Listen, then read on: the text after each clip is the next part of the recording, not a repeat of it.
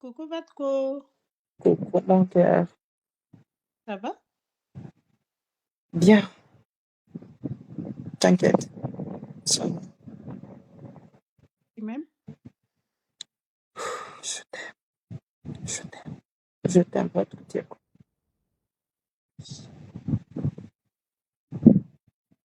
Vatko, Oui, va tout dire. zamagna azafady amin'ny gros mot natoky, teny ratsy natoky. Tsy fataoko miteny raha karaha igny fa magnano azafady aminao zaho. Dia magnano azafady amin'ny mpagnaraka antsika roy koa zaho. Non, ça va chérie, ça va. Gahoany zao fa ohatran'ny gaga avao zao tamin'ny andron'igny hoe anao lasa nahay nanjary nanao poripory aminakahy. Ino koa raha nahazo amin'ny vadiko tiky. Dia tsy magnino aby vadiko. Fitiavanao zaka anao nanao raha karaha regny nefa tokony mba dinihy vadiko hoe jio tapatapaka aminay amoron-dava tiky. Telefony lobaty. Tokony mba mandinika ane vadiko anao. Fa tonga dia nanao anao poripory aminakahy. Ça va vadiko, za tsy mitandraka alahelo zany. Za ndraiky touché foana foko tamin'igny fa ça va zao, ça va. T'inquiète chérie. Merci. Vatko, Oui, vadiko ty.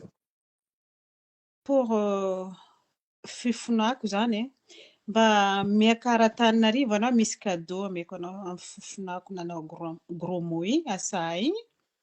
Miakaran-Antananarivo anao na maray na afaka maray misy cadeau ameko anao, cadeau fifonako et cadeau Noël miaraka jiaby.